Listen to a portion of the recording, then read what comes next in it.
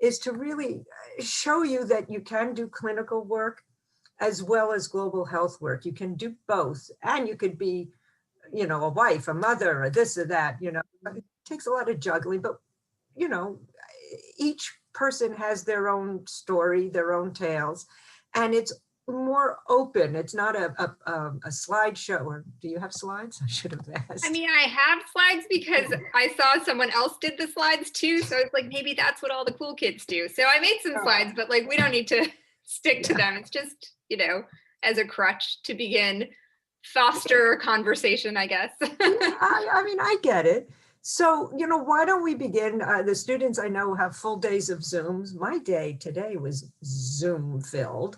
So I feel your pain, but it's my pleasure. And this Zoom is worth it. Okay. This is fun and worth it. So really, I want to introduce my friend and colleague, Jyoti Mathad, to you. She is, well, you'll tell who you are and your background. And you have an interesting group of students from various years, which I think is okay, good too. Yeah. So without further ado, you control the Zoom. Yes. Okay. Let me see if I can share my screen and find what I want to share. And that should hopefully work. All right. Can you guys see my slides? Thumbs up or a yes or something. All right, got it. Great, thanks, guys. Well, thank you for tuning in. And I know, as Dr. Finkel said, it's been a Zoomy year, and so I appreciate you adding your screen time to tune in, and especially it's kind of evening time. But I made slides because, like I said, I didn't know if I was supposed to or not, so I did. But feel free to interrupt if you want to or whatever. This can be very, very informal, but I'll just tell you a little bit about my path to global health. And I know, and I am hopeful that you hear quite a range of different things that you can do in global health. And global health means so many things. So it's really, when we talk about our careers, they're so varied. And I feel like I meet people all the time that do completely different things. And I think, wow, that's so cool. Why didn't I ever think of that? But a lot of us, our stories are very kind of kismety, where you just happen to meet this person or do this thing, and then you just end up falling into this path. And so I'll tell you my story today. So I did my undergrad at Cornell up in Ithaca. And when I started undergrad, I did not know what I wanted to do. So I was pretty sure I was going to do something in science. And honestly, that was just because I happened to be good at science. It wasn't really because I knew exactly what I wanted to do with that. And I thought about medicine. My sister was already going to medical school, so I kind of didn't really want to do that. Thought about doing a PhD or something in research, but didn't really have a lot of research experience. So it kind of came in fairly blind, but did the whole bio major thing. And then my third year, my junior year during the fall, is when I got the opportunity to study abroad, which was really nice because, when you're a science major in undergrad, you don't get a lot of time to do humanities and kind of other things. So the program I did was called Tibetan Studies, and it wasn't directly through Cornell, it was actually through the School for International Training. And the program was very cool to me because you went to India for a short while and stayed in Dharamsala, which is where the Tibetan government in exile is. Then you went to Nepal for a little while, where there's another large community of Tibetan refugees. And then you go into Tibet itself and you get to spend some time in the actual country. And so I thought it was really cool that you got to see 3 different countries in one semester, but all focused on this really interesting population. So when we got there, we stay in India first, and we're in Dharamsala, and you get put with these homestay families. And so you can see this picture of little me with my homestay mom. And it was kind of cool to be with her. I mean, she didn't speak any English, and I was just learning Tibetan. So we didn't have a lot of communication initially, except for, she taught me how to knit, and she made really good ginger tea. So we would drink ginger tea and we would knit together.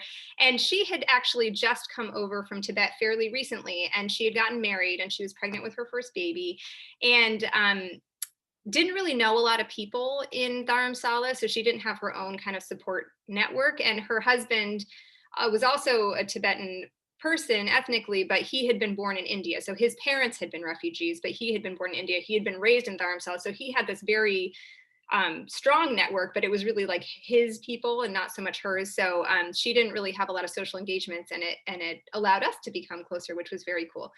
So then, like I said, from Dharamsala, we went to Nepal, we went to Tibet, and then I came back to Dharamsala. You kind of could go wherever you wanted for your last month to do your final project. And so I decided to do my final project on the relationship between the Indians who lived in Dharamsala and the Tibetan refugees who lived in Dharamsala. And so I came back and I was super excited to see her, because at that point the baby should have been born, and I was very excited to see her and the baby, and I bought her some stuff in Tibet. And when I came back, I found out that while I was gone, she had actually passed away. And it was very unexpected. And I tried to talk to my homestay dad about what had happened. And it was kind of hard to understand exactly what happened. What he said was that she was yellow, that her nails were yellow, her eyes were yellow, her skin was yellow. So I have to assume that it was something liver related, whether it was hepatitis or she had HELLP syndrome, or I'm not really sure. But in Dharamsala, there's not like a tertiary care center. There's kind of the equivalent of an urgent care clinic, which was not equipped to handle that. And so they were driving down to another town on the foothills of the Himalayas. And it sounds like she probably passed away on the way. And then the baby also wasn't able to survive. And so I think at that moment, I decided that I wanted to probably do something in healthcare, and not, my sister is a lovely doctor and a pediatrician in Colorado or whatever, but that wasn't exactly what I wanted to do. I really thought I wanted to do global health work, and it was specifically because of situations like this where there's such disparities of care, because I thought, oh, well, if she had had better antenatal care, maybe someone would have checked her for some of these things. It's usually not like, surprise, you have liver failure. And there aren't adequate clinics there. So like, how was she supposed to get appropriate care? And could there have been some other kind of community thing that could have been mobilized to help her?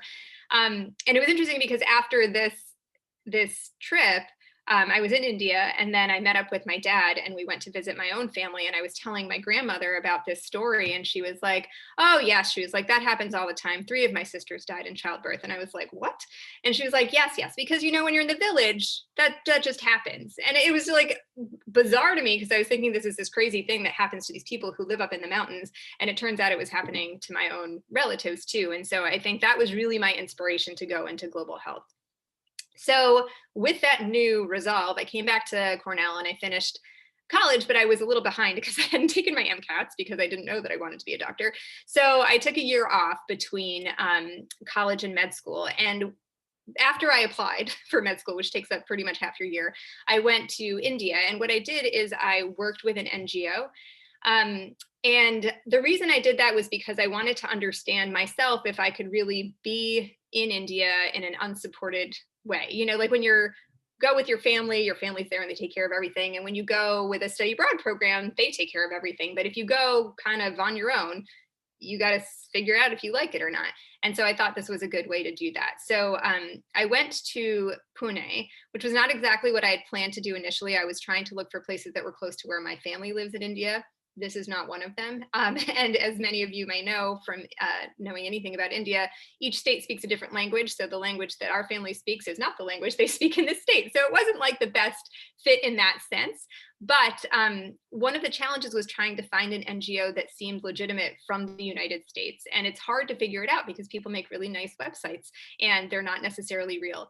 But my cousin had been visiting some other family that's not directly related to me in Pune. We had found this place. I'd found this place online, like everything else. And so I gave her a list of places to check all throughout like southern India. And she went to all these places and she said, this one looks awesome. And she met with the director and she told them about me, and they were like super excited about everything. It was also really nice because they had a guest house set up for volunteers that were coming from abroad. So even though I didn't know anyone in Pune, I would have this place where all these other foreign volunteers from all over the world were. So it gave me some sort of social network. And while I was there, I did do some work with the medical camp, but to be honest, I didn't do a ton with them. I did a lot with the NGO is focused on women and children and improving their social welfare. And so a lot of the women had either been left by their husbands or were widows, and then were trying to figure out how to make a living for themselves and take care of their children. So Deepriha has a creche, which is like a daycare or a nursery. And so the women could leave their babies there, and then they could get training or they could go to work. And so if they had jobs as house cleaners or whatever, then they didn't have to worry about it. And if they didn't have jobs because they were unskilled, then they could go upstairs and they could learn how to use a computer, or they could learn how to do sewing, or they could learn how to do jewelry making, or kind of simple skills that that we could teach them, and then they could go out and get a job so that they could help, pay the bills and take care of their families. So that was a great experience. And I did that for from February through May of that year that I had off. And it really solidified my interest in doing work in India. So that was a great experience. And then when I went to medical school, I was really trying to focus on how can I get more international experience, because I felt like that was what I would need to kind of survive or look like someone who could do global health. And there's not a ton of opportunities, at least not when I was a student. I think now there's a lot of opportunities for you guys to go abroad. And I really encourage you all to take advantage of that. Because while I always thought that what I wanted to do was go back to India, it's really interesting to go to other countries and see what they do well, what they do not do well, and take all of that information and apply it to what you end up doing. So in medical school, I did a clinical rotation in South Africa that was in a really rural area where they were just starting antiretrovirals. And so we kind of helped get that off the ground. And then I also did a course in Spanish medicine with a clinic aspect to it in Mexico. That was, a completely different situation. We were in Guadalajara. We still worked in like underserved clinics, but it was like more of a kind of modern, similar to what we do here, but with like a slight twist. So I thought both those experiences were great. Then I did my internal medicine residency in University of Maryland. And there was the first time I really got to do medical research. And again, my goal had been to go to Malawi because I wanted to do a clinical rotation, and kind of like the program you guys have with Tanzania here at Cornell, they had a program like that in Malawi. So I was doing this clinical thing. And then the guy who was my preceptor there was like, do you want to help us out with this research project? And I was like, I guess so. I mean, what am I doing? So then I started helping him with research on HIV positive pregnant women. And it was just trying to like follow their CD4 counts over time and how well do they do? Because we give them antiretrovirals during pregnancy, but then we stop it afterwards if as long as the baby doesn't have HIV. And so it was just kind of a clinical thing to figure out how they do. And I was surprised at how much I liked it. I kind of always thought that I wanted to do just clinical. Like I love seeing patients. That's the whole reason I went into medicine. And when I envisioned my career in global health, I thought I would work at like a clinic in India. But here I was doing research in Malawi, and I was actually enjoying it. Kind of seeing trajectories and how you can interpret those trajectories. So that was pretty neat. And then later in residency, I think during my third year, I was able to do another rotation with Deepriha again. At that point, they had started an HIV clinic, and they had actually asked me if I could come and help them like get things set up, just from all my knowledge from being a resident. But although I was a resident in Baltimore, where we have a lot of HIV, so it was helpful to them. And then it was nice to see everyone again, and then come back with like some actual skills that I could help them with. And during that time, not when I was in Pune, but when I was in Baltimore, is when I met Amita Gupta. And Amita Gupta is at that other institution in Baltimore at Hopkins. And she had this long-standing research program in Pune, ironically, that Hopkins has had this program for like 20 years or something. And I met her while I was in Baltimore, and when I was, interviewing for ID fellowship.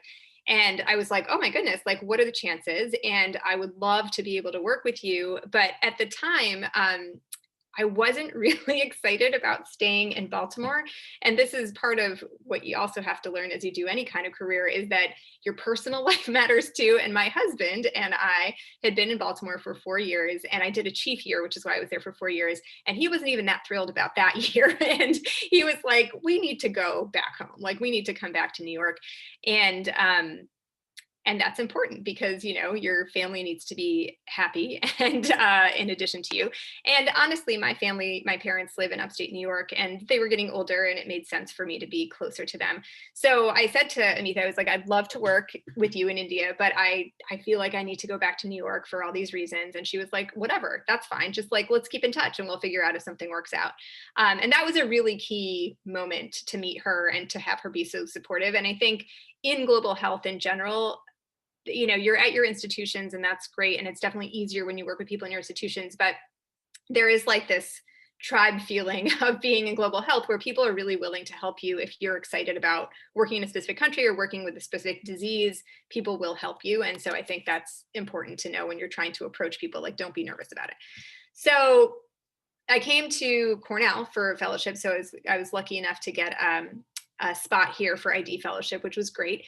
And during my fellowship year, during my first year, is when I went to Pune again for the first time with Amita, though. And so I was able to work at the hospital there and see the type of work that they do. So Sassoon Government Hospital is it's a huge tertiary care hospital in Pune. So Pune, if you don't know, if you're not from India or have family in India, it's not one of the cities that's often mentioned, but it is a large city. I think the population is something around 6 million. So, I mean, in India, that's a medium-sized city, but we would consider it a large city. And it's like 90 miles southeast of Mumbai, which many of you have probably heard of Mumbai. So it's kind of like its sister city. And Sassoon Government Hospital is the only government hospital in Pune. And so in India, government hospitals are hospitals that are provided free of charge. So if you go in there to have a baby or you go in there for a checkup or whatever, you don't have to pay anything. It's covered by taxpayer dollars. For that reason, though, the government hospitals are not the fanciest necessarily, and they are often overpopulated with a lot of people. And so if you are kind of upper middle class, you usually wouldn't go to a government hospital. You'd go to many of the private hospitals that look just like our hospital does. And this one really serves more of the lower socioeconomic status. So they have 1,300 beds, which, just for reference, I think at Cornell we have like 800 or 900 beds. And they see 520,000 outpatients per year. And again, I think at Cornell it's probably somewhere around 150 to 200 a year. So they're seeing a lot of people. And in their antenatal clinic, they see 750 pregnant women per month. And so on the left here, you can see a picture of the hospital, and this is just the entrance from the road. And then on the right, top right, you can see me, who looks really tall compared to all the nurses and counselors, but I'm in the antenatal clinic there. And then the bottom picture is the picture of the labor and delivery ward, where essentially they just have a room full of cots that are set up there. And the women are in the cots with their babies, and then families come to help take care of the babies and take care of the women and feed them and do all the stuff. So when I was there during fellowship, what I was doing was just trying to figure out what I wanted to do for research, because the first year of ID fellowship is clinical, and then the second and third years are really about research, and I didn't know what I wanted to do. So I came and spent a month and just like hung out with everybody and tried to figure out what's important in this area, what's important to the people who work here, what are the diseases that matter. And interestingly, everything kind of tied together, because if you look at, so this is where Pune is, you can see the little star there, so you can see in relationship to Mumbai. And then on the right, you can see a map from Sassoon to Deep Griha, which is the NGO that I worked with, remember, back in 2001. So they're actually like 2 kilometers apart, like they're very, very close. And so a lot of the women that we had seen at Deep Griha, they would be the type of patients that would come to Sassoon. So it was like very cool for it all to be in the same neighborhood. I mean, literally across the train tracks from each other. So that was cool. So anyway, when I was at Sassoon, I remember seeing a number of patients, and this is just an example of one. So she was 36 and she had been seen in the antenatal clinic years ago in 1998, and had been diagnosed with TB after she miscarried her first pregnancy. And after that pregnancy, she had a lot of trouble with depression because of the miscarriage, and then also like difficulty with taking the medications. The medications made her nauseous. It was hard for her to eat. So it wasn't like the best experience in general. But she got through it. And then in 2001, she was able to conceive again. And she had a successful second pregnancy. And unfortunately, though, she was diagnosed with HIV, which, every pregnant woman gets tested for HIV. And she was diagnosed first. And then we tested her husband. And he also had HIV. And that pregnancy went okay, but then in 2003, she had a recurrence of her TB, and she had just completed her second course of TB treatment. Oh, no, sorry. She had a recurrence of her TB, and then she was able to complete her second course of TB treatment in June of that year. So everything was treated and everything was fine. But if you hear her social history too, which is so important, and especially in global health, because of her recurrent TB, she was forced to leave her job. Her husband died the few months before I had come. So I was there in like January 2010. So I guess almost a year before I had come, her husband had died. So now she was living with her two sons and her mother-in-law, and her mother-in-law's pension was the only income that they had.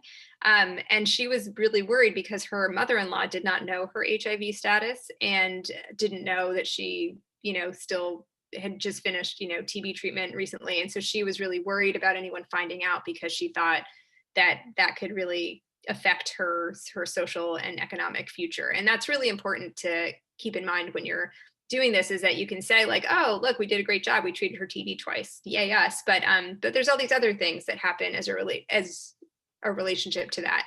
And so when I was looking at this case, I had so many questions. I was like, well, it was her miscarriage related to the fact that she had TB. And why did she get TB again? Like, shouldn't if you get it once, like, doesn't that mean you don't get it again? And then again, like looking at all the kind of social consequences of her TB and HIV diagnosis, like, couldn't we have prevented this? If there was some way we could have prevented her HIV and TB, wouldn't that have been better? Like, wouldn't her life have been better? So I went back to the US, and then Amita suggested that I do like a systematic review about this kind of stuff so that I would be up to date on TB and pregnancy. And so what I found out was that TB is not uncommon in pregnancy. So there are about 10 million people that are diagnosed with TB every year, and over 200,000 of them are women that are actively diagnosed while they are pregnant. And if a pregnant woman is not treated for TB, then there's lots of bad things that happen. She has a higher risk of preterm birth, of having a small baby, and then she and her baby are more likely to die. She's more likely to pass HIV to her child if she has HIV and TB at the same time. So there's just a lot of bad things that can happen. And because pregnant women are not often included in research, we still don't really know the best ways to diagnose TB in pregnancy. So the current algorithms rely heavily on symptoms, and the symptoms of TB are cough, which if you've ever been pregnant or known anyone who's been pregnant, cough is very common because people get reflux. You have this huge fetus sitting on your abdomen, and so it reduces your lung volume, and so coughing is actually quite common. Weight loss is something else you look for, and as you may probably guess, if you are pregnant, you should not be losing weight, and so that's not going to be an accurate symptom to look for during pregnancy. And then fever and night sweats are the two other ones, but far less specific than the previous two. So there really aren't great diagnostics. So with that, I talked to Amita, and I talked to Marshall Glesby at Cornell and Dan Fitzgerald at Cornell, who are my mentors here. And we came up with this idea of what if we could prevent TB in pregnancy? And at the time in India, preventing childhood TB was a big priority, preventing maternal TB, not so much. So, but what we tried to go at it was saying, well, if we could prevent TB in pregnant women, then we'll prevent TB in young children, because where are the young children getting TB? They're getting it from their moms. And in a lot of countries where TB is endemic, the problem is that no one really wants to treat for latent TB because they know that it's so widespread that there's a lot of risk of just giving, isoniazid to everybody. So, you can use the tuberculin skin test, which is the most widely available test, which I'll talk to you about in a second, but everyone knows that it's not super specific. And so when you're in India, where like leprosy is very common and Mycobacterium avium is very common, people are like, well, if we use the TST, it's not super specific, and then everyone's going to be positive, and they're all falsely positive. So our idea was we were going to compare the skin test with the interferon gamma release assay, which at that time was relatively new, and see if there was a difference in the way those two performed. Our hypothesis going into it was that there would be fewer women who had a positive IGRA because it's a more specific test, and therefore we could just target the women who had a positive IGRA with isoniazid and limit the exposure to like the general pregnant population. So So nothing about this slide is super important, so don't get too caught up on it. It's just to show you that the TST is the panel on the top, which is showing you the kind of delay type hypersensitivity wheel that comes up and all the cytokines that are involved. And the bottom panel is showing you the IGRA, which, if you can look at it, like, it's all the same pathway. It's just that one of them uses measuring a wheel on your skin, and the other one uses mycobacteria, TB specific mycobacterial antigens and test tubes, and then uses ELISA to measure how much interferon gamma only is produced. So they're really the same pathways. It's just a slightly different way of assessing the response. So I think I've just summarized that here, that the TST is most widely used. It's very inexpensive, but it's not as specific. The interferon gamma assay, much more specific, much more sensitive, and it uses ELISA. But it is more expensive. So it would be, but our argument was that you'd only be using it in pregnancy, and it's a smaller population, and it would be worth it. So we did the study, and remember, my hypothesis was that there would be far more skin tests that are positive and far fewer interferon gamma assays that were positive. And what we found was exactly the opposite. So the black bars represent the skin test, the light gray bars represent the interferon gamma test, and then you can see these are the different stages of pregnancy. The top graph is HIV uninfected women, and the bottom graph is women with HIV. And you can see in both populations and at every time point, there is a significant disagreement between the interferon gamma release assay and the TST, and not in the way you would expect it. There are far more people who have a positive IGRA test. And I just showed you how, like, the pathways immunologically should be the same. And it didn't really make sense why that was happening. So then this was my fellowship project, which was like interesting, but like, what do you do with this?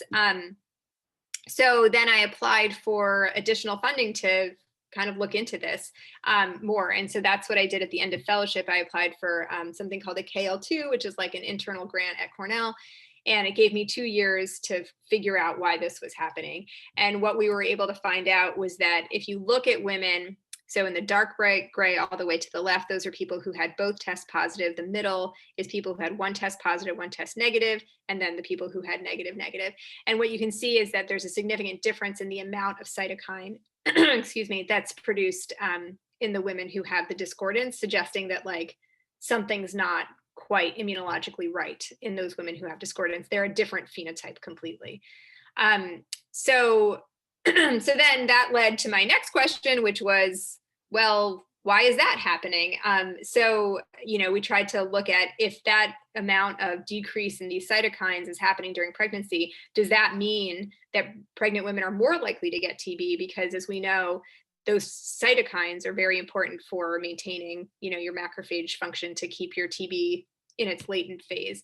So then the next study we did was the Prechety study, which was pregnancy associated changes in tuberculosis immunology. And the goal was really to understand the trajectory of how immune changes occur throughout pregnancy and into the postpartum period. And again, none of the science here is super, super important for you. It's just part of my career path. But just to remind you, I came into global health thinking that I wanted to do clinical. Then I was like, okay, maybe I'll try research. And now all of a sudden I'm like in cytokine world with all these immunology stuff that I never really knew anything about to begin with. So it was just like, you kind of follow the trail that unfolds before you. And that's what I ended up doing. So for the past 5 years, we've been doing this study. Again, I'm not going to go into any great detail, but we enrolled 235 women or something into the study, both with and without HIV. And you can see we collected a ton of samples from them, blood samples, and specifically breast milk and placenta and cord blood samples. And a lot of that was not just to achieve the goals that we had, but also to help fill gaps in other areas. Since we had this huge cohort of pregnant women, if we can get these other samples, maybe we can answer other questions about TB, other questions about other infections. And so we made this biorepository of all these kind of unique samples, which we've then used to answer other questions. But just so you can see a little bit of our results, you can see that in our HIV positive women on the left, that the IGRA response is kind of back to normal by 6 months, versus the HIV negative women don't have as much of a decrease as time goes on. So again, these are the same women who are tested during pregnancy, and then they're tested again during delivery, and they're tested again postpartum. And so you can see there's a difference in the way their tests perform.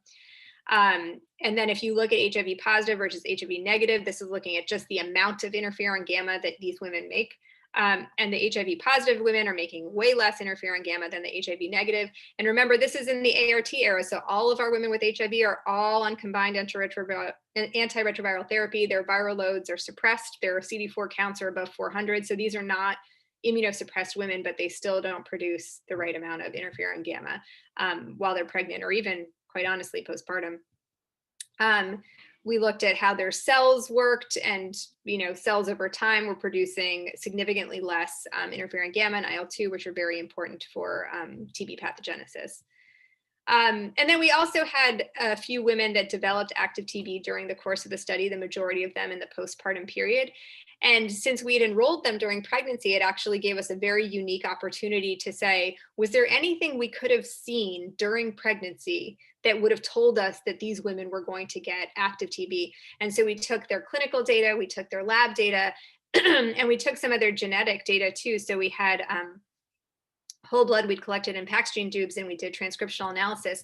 And we were able to identify 2 different genes that kind of separated out women who went on to develop active TB from those who did not, which is super exciting if you're a TB person, because what that's saying is if we could explore this idea a little bit more, obviously this would have to be validated in a larger cohort, but basically if you could create a point of care test that involves these types of genes and some other immune parameters that we've tested, you could test these women when they come to your antenatal clinic, and you could say, here's your results of all these things, and based on this risk analysis, you are very likely to develop active TB, therefore we will give you preventive therapy, and that will make sense because you're at high risk. But the rest of you, even if you have a positive latent TB test, if you don't have these assays positive, then the risk is low, and we'll just tell you to clinically follow up closely. But it will limit, again, the number of women who need to be exposed to drug during pregnancy.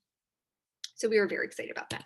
And then, again, I don't know where I find myself, but this wasn't what I planned, but now I have grants in placental immunology where we're looking at the expression of receptors that help transfer maternal antibodies to the fetus. And we found, again, in our same relatively healthy HIV positive women, their receptors aren't the same. And so there might be implications for infants with that. We found that there's a really high prevalence of gestational diabetes in the population in general, but especially in our HIV infected women, which has not really been talked about previously. So now we're trying to explore that and what's the difference in pathophysiology there. And then there's a bunch of other areas that have come up. We had a pretty high percentage of women who had depression during pregnancy, but not postpartum, which is the opposite of what we see in the US, for example. And so we're trying to explore what that's about and trying to understand how we can make that better. Microbiome studies, looking at indoor air pollution. And some of our indoor air pollution work is actually work that we've collected samples in India, and now we're using some of our lab resources at Cornell to better understand how indoor air pollution specifically affects the way macrophages can eat TB. Which is also really fun. So I found myself in a completely different world. And I guess my take home message of my path is just be open to anything because there's a lot of things that are going to come your way. And it might not be exactly what you thought you'd want to do, but try it, because especially when you're a med student and even a resident, you don't have to commit to any direct path just yet. Try these things because you might be surprised at the things that you like. You don't envision yourself being a immunology pregnancy researcher, but you find yourself there, and I find it really fulfilling. And when I think back to where I started, which was where my homestay mom had passed away, and it was very traumatic, I think this makes sense. This makes sense that it's all full circle, but it's all the way you tell your story, right? So all your experiences matter. It's just which one is going to really help define your path.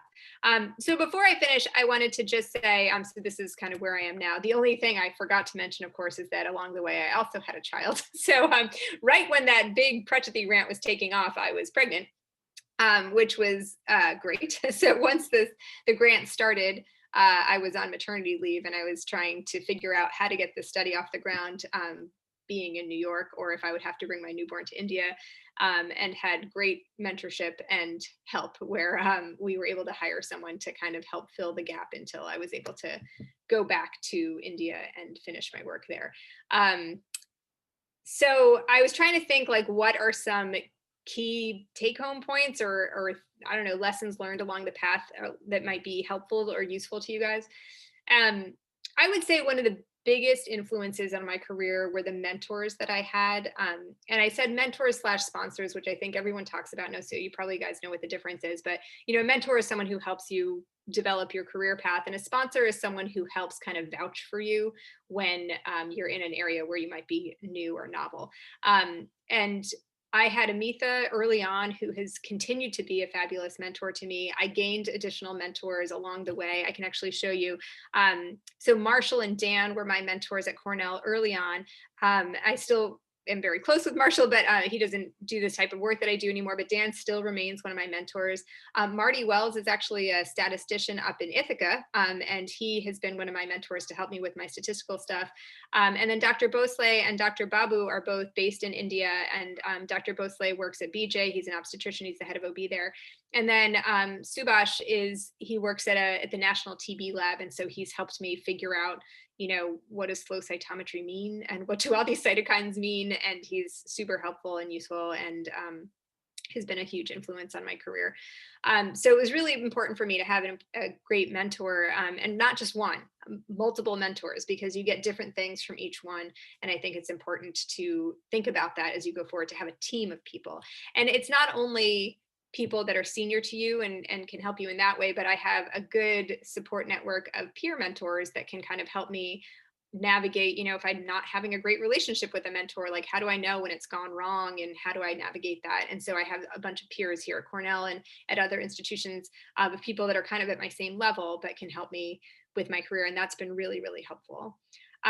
Additional research training. So, one of the things about medical school is we teach you so well on how to take care of patients, but we don't really teach you that well how to do research. And so I think the AOC is supposed to help you with that. But if you have an opportunity to do additional training, dedicated training and research, I really found that to be super helpful. And I did the master's course here at Cornell. But there are so many different opportunities at this institution and elsewhere. But I do encourage you to do that if research is something that you're entertaining. And then field experience, so important. And I would say as much field experience as you can get in any country that's kind of a different socioeconomic status, and as early as possible. We've found that the people who kind of stick to global health the most are people who've done experiences early. So either they've studied abroad, or they've done Peace Corps, or they do these rotations when they're in med school or residency. Something early on has kind of gripped them, and then they tend to stick with it more than if they come to it later. But it's not a hard and fast rule. I mean, we certainly have people who've never left the country by the time we see them, and they go there and they're like, this is it, this is what I'm supposed to be doing. But more field experience is always great. And then probably the most important thing is having a supportive family and a support network, because when you do a career in global health, it's not just you, it is your entire family that is doing this career with you, even if they're not traveling with you. When I'm in India, my husband takes care of my daughter on his own, and that's what he has to do. And right now it's good because my daughter is being schooled at home, so it's very good that I'm around to help. But there are times when I've been gone for a while, and I'll have my mom come down and help him take care of my daughter. So everyone is involved somehow. And if you're in a place where there's like a natural disaster or a political issue or whatever, your family is worried about you, and that's something that is part of all of this. So it's important to have them as a support network. It's important to include them in decision making, to make sure that like everyone is kind of on the same page. But if you do it early enough and you decide early enough, by the time I got married, my husband knew what I was going to do. So he had signed up for it beforehand. So he shouldn't have been surprised when it turned out the way it did. And then that's really it. This is a picture of my family. We just got together last week, which was really nice. And I have relied on every single one of them for various things. So I'm happy to take any questions. And I do want to also just thank all of my collaborators for research too. And that's it. Thank you for your attention, but please do ask questions, because that's my favorite part. Thank you so much, Dr. Mathad. Yeah. I have a question. Yeah. It's a bit long. I'm curious. Sort of, how did you deal with some of the challenges that you faced in doing sort of global health research? You mentioned that when you first started working in Pune that you didn't speak the language of that particular state. And then also you mentioned that, you know, there's not a lot of research in pregnant women. I imagine that getting the IRB approval for that is a lot harder. And then also working abroad, you have to get ethical approval, not just at your home institution here in the US, but also where you're working in India. And then also you mentioned, you know, personal things happening at the same time you were pregnant.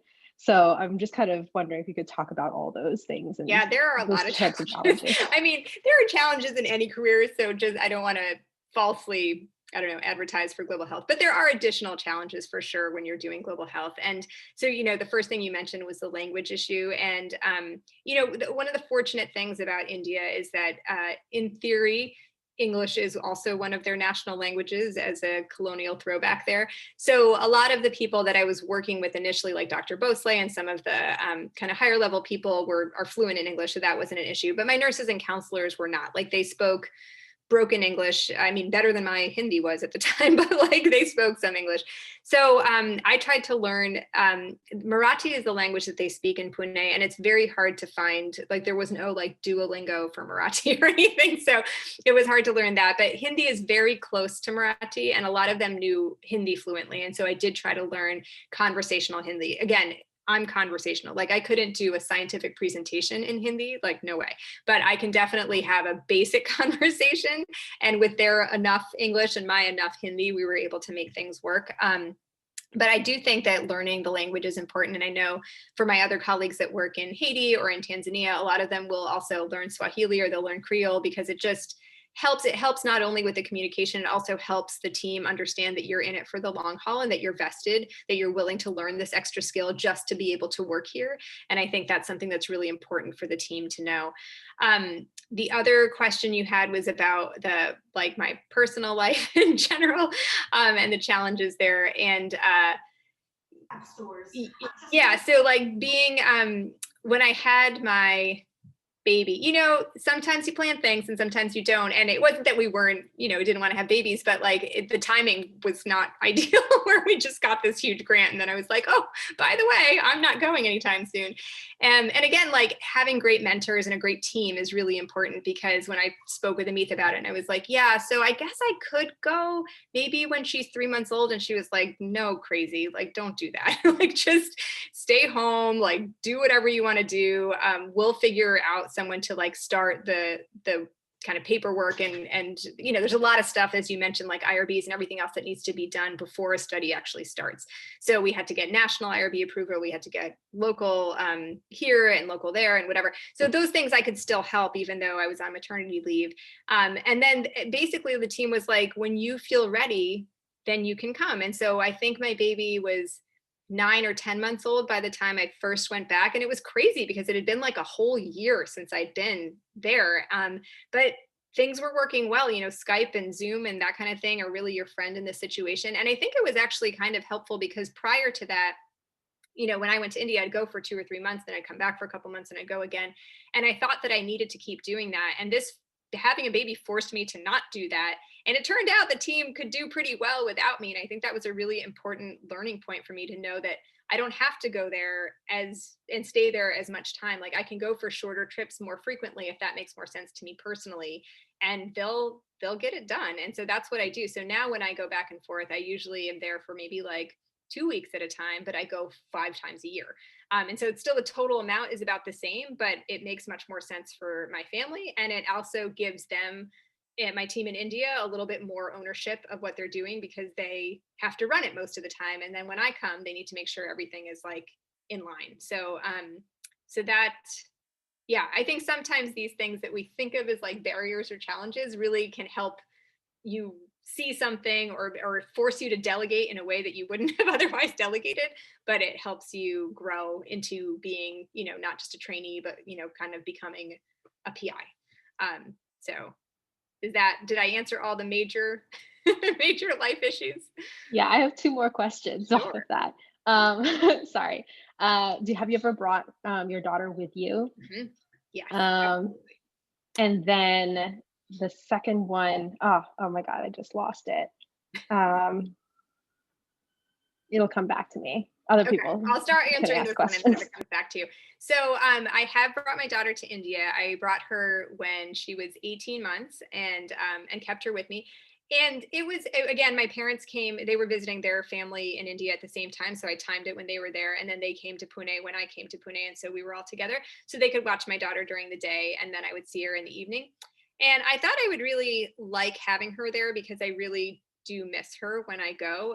In fact, the only time we got like the baby cam was not when she was actually a baby, but when I started going back to India so that I could see her during the day because she'd be sleeping during the daytime in India. And so then I could like creepily look at her snug cam and be like, oh, look at her sleeping. She's so sweet. So that's, yeah. So I thought I would really like having her there when I came back. But it wasn't the best, to be honest, for me, because when I go to India for those 2 weeks, I work like crazy. Like I work a ton.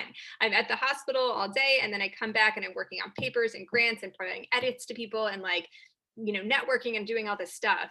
And when she was there, I couldn't do that, which was like lovely to be able to spend time with her. But it was also like, oh, okay, well, I'm going to have to, when am I going to do this? I guess I'm going to do it on the plane, or I guess I'm going to do it. But when she's with me on the plane, it's totally different. So, so I actually was less efficient when she was with me, and I think my husband could see that it was better not to really do it this way. So my plan was to bring her back again in February. Was actually when I was supposed to bring her back, and for a number of personal reasons, we didn't do that. But I think I'll have her come back frequently because it's important to me that she knows India and that she likes India. But I know other colleagues of mine will purposely go to their research sites during the summer so that they can bring their children. And I don't think I'm one of those people. I remembered my second question also. Oh yeah, go ahead. So you mentioned, because you have to go back, you go like 5 times a year. And I'm just wondering, even if it's for short stays, how does that sort of work with, doing clinical work and all your other responsibilities here in New York? Yeah, no, that's a really good question. So when I first moved to India, when I was a second year fellow, I thought that I could keep my my general HIV clinic, my outpatient HIV clinic going because of requirements for ACGME or whatever. I could go to India for like 2 or 3 months and then I'd have to be back for 2 or 3 months and then I have to go for just because of visas and like what you're required to do. And when I did that, I thought I could handle it because I was like, well, I can sign into Eclipsys from India and I can check on things or Epic or whatever. And it didn't really work well because the time difference is such that you can't communicate with anyone really in a normal way. And when I was in India, basically I had to say to my co-fellow, well, if any of my patients call, you're going to have to handle it, which wasn't really fair to do to them. And it wasn't fair to the patients either. So like, at the time, Atripla was like the big HIV med that everyone was on, which is an efavirenz-based antiretroviral therapy. And if any of you know anything about efavirenz, it can give you like a lot of CNS side effects. And so I'd have patients that I'd start on Atripla and then I'd leave for India like the next week and they would have like crazy dreams and they'd have headaches and they'd have all these issues and they'd want to talk to me and they couldn't, and it wasn't fair to them. So I decided, which was a really hard decision, not to continue my continuity clinic once I was done with fellowship because I just didn't think I was doing it justice. And so what I do instead is I do inpatient work. So I either do inpatient ID consults or I do inpatient general hospital medicine work. And the benefit of inpatient, and a lot of my global health colleagues do this too, is that when you come onto service, you sign into those patients. They're your patients for that amount of time. And then when you're done with service, you sign them out to someone else. And that person is now responsible for those patients. And so when you go to India, which a lot of times, like I'll go off service on Sunday and Monday night, I'm on a flight. I don't have to feel guilty that something has been, that is going to fall through the cracks because there's a person that has now assumed care for all of them. And I find that better. I do miss the outpatient part a little bit, if I'm going to be honest, but I do love the inpatient. I mean, I think inpatient medicine is super interesting and exciting and fun. So I still feel like I get to have that patient relationship. But it's, it's different than having an outpatient clinic, but I just thought that was the right thing to do at the time.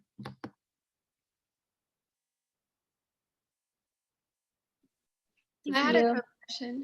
Yeah, go ahead. I was wondering if when you go to India, if you have the chance to practice at all in any of your trips, And I know that there is some difficulty with like getting licensed in other countries. And since you considered at some point like working clinically in another country, kind of how did you factor that into your decisions? Yeah, that's a really good question. So, so clinical work did not end up being a huge part of my career in India. Primarily, as you said, there are some licensing issues that got more difficult actually after I started working there. It's not as bad as like when people from other countries come here where we make them like redo residency, but there is like a lot of like hoops to jump through. And because of the way my family dynamic worked, which was also like as a separate story, you know, when we moved to India, my second year of fellowship, my husband and I moved there together.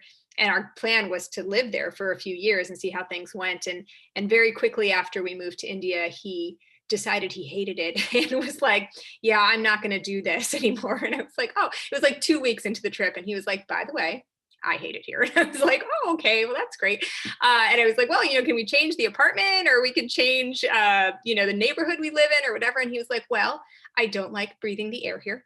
And I don't like crossing the street. And I don't like the guy who sells us tomatoes. And I was like, oh, okay, well, that's harder to change. So, so it didn't, for my personal life, it was never going to make sense for me to stay in India for like 2 years at a time because my husband was like, I'm out. Was totally supportive of me continuing to do my work, but he was like, I'm not doing this with you. So, you know, so when we went back to the US, which I had to come back anyways, and I was going back in April, and he was like, yeah, that's going to be on your own. So I didn't explore it as much as I would have otherwise because it wasn't something I thought I could do. But when I was there for the first year or so, I did work with a private HIV provider in Pune, so not associated with Sassoon. I think he actually had gone to BJ Medical College for medical school, but so he knew a lot of the people I worked with. But he was like a private outpatient doctor just like here, and it was really interesting to work with him. Again, like working with him was more of like shadowing because I wasn't allowed to document anything or anything like that, but it was interesting to see like different pathologies and just see how different it was, how private practice worked in like the upper and middle class versus what I was seeing over at Sassoon. So I thought for my education it was really interesting, but it wasn't that. But I do get to see the women that are enrolled in my study and their babies. Like whenever I'm there, I'm in the antenatal clinic the entire time. And so when women for our study come in for follow-up visits, and when their babies come in for their follow-up visits, then I'm there for all of that. So I do get to interact with them on that level, which is really fun. But obviously the team doesn't rely on me to do that because most of the time I'm not there. Hope that answers your question. It did. Thank you. Great.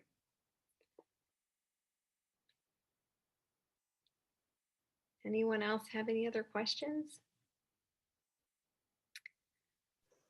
I have a question. How would you say like your time is split between all these, you know, you're doing so many different things. Like how do you, you know, how is your time split? Like how much clinical work do you do versus how much time you spend on your research versus how much time you're actually in India?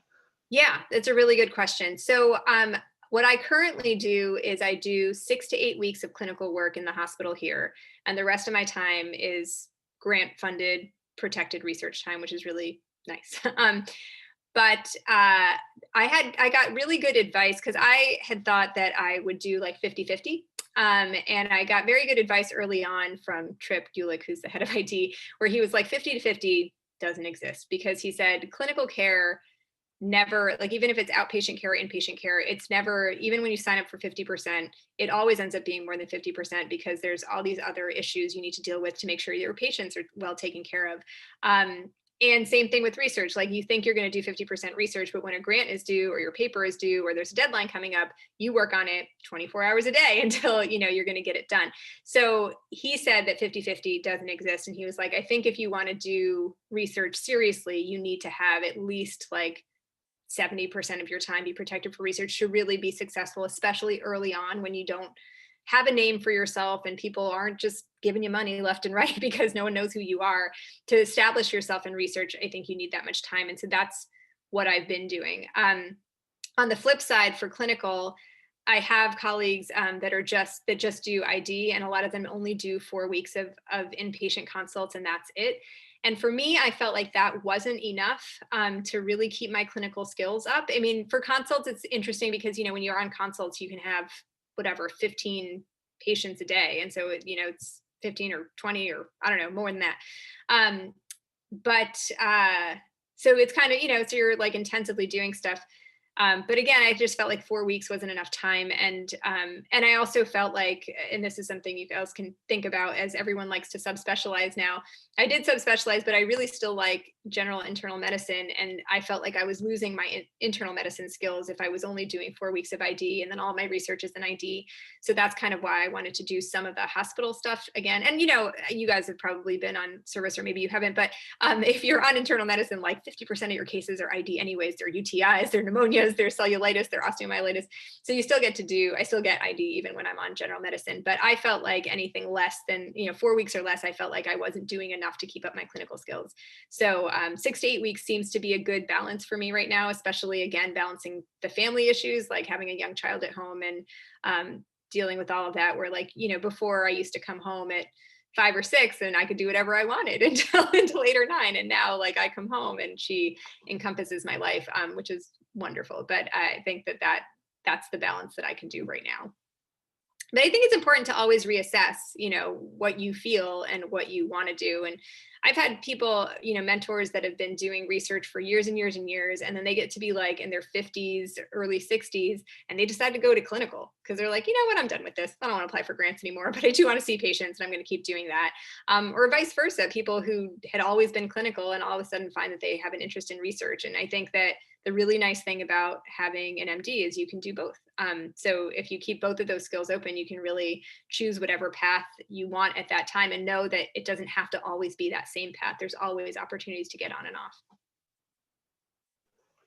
If I can ask a follow-up, how would you go about kind of advocating for yourself and getting protected research time, especially for us? Like, it would be really early in our careers when we start doing this kind of thing. We haven't made a name for ourselves yet. Yeah. So there are a lot of paths. Finding people who are interested to do like 75% dedicated research is not common. So if you want to do that, there is a lot of support. And I can speak mainly from my experience at Cornell since I've been here for a long time. But, Dean Choi, that's his whole thing, is trying to keep our students in research. Like, he really would like more of us to do research. And I think a lot of, at least again, in internal medicine, a lot of our internal medicine residents go on to be clinical providers, which is totally fine, but he just wants to increase the number of people who are also interested in research. And he feels like we're not pushing that enough and trying to connect to people who do research. So I don't think it's at your stage. Like, I think, the whole reason the AOC came around was because students were saying, well, if I wanted to do research, like, I didn't have any time to, because I'm in med school, and like, where was my time? And so the AOC came around as like giving you a real opportunity to do real research during medical school, to give you that experience early to see if that's something that you like. And then if you want to stay in research, as you go into residency tracks, almost all of them will have a specific research track if you're interested in that. If you say that during your interviews that you're interested in a research track, they're all going to be like, wow, that's awesome. And then as a fellow, there are these grants called T32 grants that your institution will have that help support your salary. If you come on and you decide that you're going to do research, it pays your salary. So it's like less than what the medical school has to pay you. So that's a desirable thing. In general, I think institutions do like to have researchers, because when we get grants, like a grant you apply for will give you, for 5 years, will give you like $3 million to do the research. And then they get like $50 million to like make sure I have an office and my lights are on and I have internet. They get all this other additional money that's for the infrastructure of the institution. So it's the reason why they invest heavily in trying to keep you in research, is because the institution does in some way benefit from it, in addition to like the glory and fame of all the good work that you do. So I think if you're interested in doing research, saying it early, and trying to identify the people who can help you with that. I think people are eager to help trainees who want to do research. It's just hard for us to find them, especially in the medical track. With the PhDs, it's a little different because they're kind of geared to do that. But for medicine, it really could be anything. So if you're interested in it, definitely, say it to someone sooner rather than later, and then they can help you figure out what tracks to apply for, or what residency programs to target.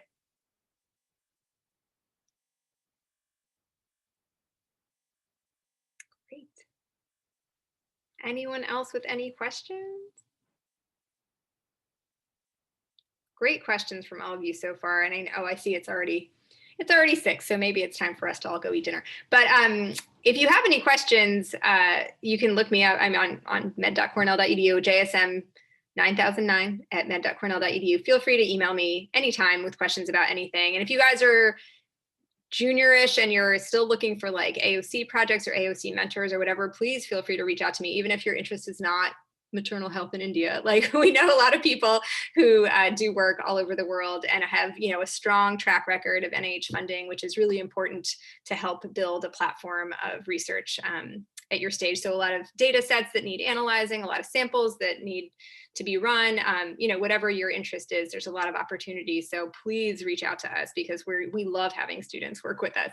And I've had a few that have been excellent, and both of them have gone into infectious disease and global health. So I feel very proud that I helped nurture them on their way, and they've ended up at great programs. So again, if you wanted to reach out to any of them, one of them she just finished her residency at Emory, and she's a first-year ID fellow at UCSF. And the other one is a medicine resident at MGH right now, but interest in definitely either doing global health or ID after she's done. So proud of them. But we don't get as many AOC students as we want. So definitely reach out to us if you guys are thinking about global health. All right. Thank you so much for listening in.